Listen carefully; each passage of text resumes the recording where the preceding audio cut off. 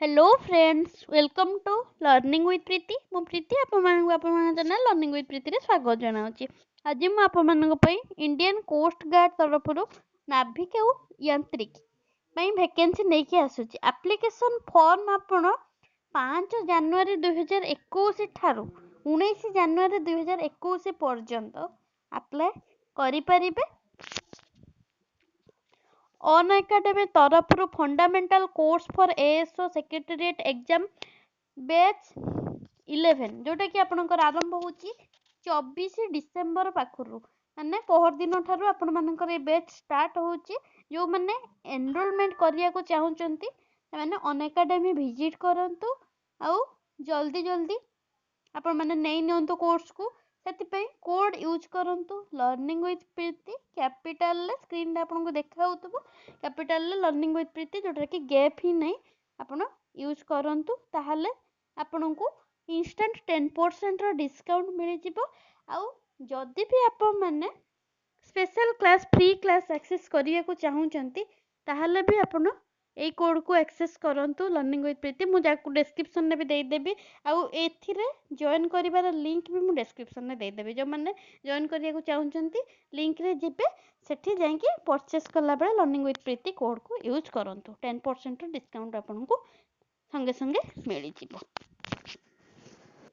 कहली आपन को टिके पूर्व इंडियन कोस्ट गार्ड तरफ जो वैकेंसी आसीची वैकेंसी रोचे हमर 358 पोस्ट जोठा के ऑल इंडिया रो कैंडिडेट अप्लाई करि परिबे। नाभिक पई हेतिरे जनरल ड्यूटी हेतिरे 268 पोस्ट रोचे और डोमेस्टिक ब्रांच पई 50 टा और यांत्रिक मैकेनिकल पई 31 टी पोस्ट रहू। यांत्रिक इलेक्ट्रिकल 7 टी और इलेक्ट्रॉनिक्स रे 10 टा वैकेंसी रहूची। एप्लीकेशन मोड ऑनलाइन रे अप्लाई करि परिबे। एप्लीकेशन फी आपनकर 250 रोची किंतु एससी एसटी मानक पई कोनोसी भी फी रोने। पेमेंट मोड ऑनलाइन रे अछि क्रेडिट कार्ड हो डेबिट कार्ड हो नेट बैंकिंग यूपीआई रुपे जो भी माध्यम रे आपण काटी परिबे पेमेंट करि परिबे। एज क्राइटेरिया आपनकर मिनिमम 18 ईयर रो स्टार्ट होची मैक्सिमम 22 ईयर पर्यंत रहूची। ता छोड़ा एज रिलैक्सेशन जोटा रूल अनुसार एप्लीकेबल हबो आपण मानक पई।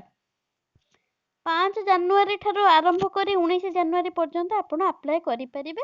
एटा होची मु जो दिनसटा आपण को कहिली एटा ऑफिशियल नोटिफिकेशन टा एलिजिबिलिटी क्राइटेरिया मु आपण माननको कहि देली। एज लिमिट जोटा रहूची 18 वर्ष ठारू आरंभ होची आपनकर पक्कै परिबे। आउ नाभिक पई आपनकर 10 प्लस 2 पास करथिया दरकार माने प्लस 2 पास करथिया दरकार विथ मैथ और फिजिक्स थिबा दरकार ताहले आपण अप्लाई करि परिबे। और डोमेस्टिक ब्रांच पई नाभिक रे जोटा 10th क्लास पास करथिले भी आपण एलिजिबल अछन बाकी आपण को 18 वर्ष हेतिबा दरकार। यांत्रिक पई 10 क्लास पास करथिले आपण पक्कै पारिबे किंतु चा छोड़ा 10 क्लास पर आपण को डिप्लोमा इलेक्ट्रिकल हो मैकेनिकल हो कि इलेक्ट्रॉनिक्स हो जो पई आपण अप्लाई करछ। जदि आपण मैकेनिकल पई अप्लाई करछंती तो आपण को डिप्लोमा करिथिबा दरकार। आपण मैकेनिकल ले ताहले आपण पकई पारिबे आ एआईसीटी अप्रूव्ड हेतिबा दरकार। ताहले एज लिमिट 18 रु 22 वर्ष जाय रहिछि आपनकर सेटा। आउ किछि इंपोर्टेंट कोन रहिछि एटा तो कहि देइथिली। एटी वैकेंसी टेबल आपण देखि दियंतु कहिथिली जो जनरल ड्यूटी पई नाभिक रे 260 वैकेंसी अछि तेरु यूआर जनरल पई 114 टा ईडब्ल्यूएस मानक पई 33 ओबीसी 83 एसटी 7 एससी 23 टा टोटल 260 सेमती वैकेंसी टेबल आपन को स्क्रीन रे देखाउ तो बेसी कहि के बोर करबिनी। एतिकी सिलेक्शन प्रोसीजर जोटा रहिछि सेटा आपनकर मेरिट बेसिस रे सिलेक्शन करा हबो। रिटन एग्जाम हबो आपनकर स्टेज 1 रिटन एग्जाम जोटा हबो ए देखंतु आपन एठी हेतिरु आपन मानकु passing section 1 section 2 separately compulsory आपन पास करिबा दरकार। पासिंग मार्क जोटा रहूची यूआर ईडब्ल्यूएस और ओबीसी में 30 रहइबो एससी एसटी मानक पई 27 रहइबो। नाभिक पई रहूची जोटा जनरल ये पई आपनकर जोटा सेठी आपन यूआर ईडब्ल्यूएस की ओबीसी हेतिले 50 रहइबो और एससी एसटी मानक पई 44 सेमती आपन एठी देखि पथुवे वैकेंसी माने पासिंग मार्क केते कोन रहूची। सेक्शन 1 आपनकर मैक्सिमम 60 मार्क रो एग्जाम हबो। टाइम लिमिट आपन को 45 मिनिट मिलिबो। टोटल 60 टा क्वेश्चन रहइबो जोठरे कि सब्जेक्ट कोन पडिबो नै कि मैथ साइंस इंग्लिश रीजनिंग और जीके ता भीतर मैथ 20 टा साइंस 10 टा क्वेश्चन इंग्लिश 15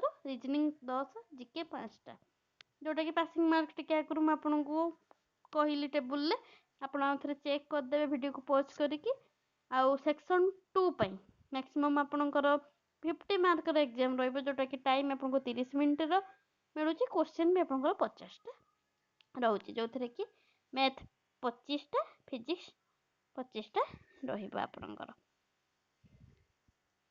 सेक्शन 3 आ सेक्शन आईबी सेमती रोचे आप इलेक्ट्रिकल इंजीनियरिंग जोटा कही मो यांत्रिक मेकानिकल इलेक्ट्रिकल और इलेक्ट्रोनिक्स टोटाल 50 मैक्सिमम 50 मार्क ही एग्जाम आपको रही आपणकर ता छड़ा आपणकर फिजिकल फिटनेस टेस्ट भी हम जेहेतु कोस्ट गार्ड फिजिकल फिटनेस तो हबाटा हम से 1.6 किलोमीटर रन 7 मिनिट भितर आप कंप्लीट करेंगे आ 20 स्क्वाट अप दरकार 10 थर पुशअप ये आपको दरकार रोचे डॉक्यूमेंट वेरिफिकेशन तापर आपणकर हम जोटा कि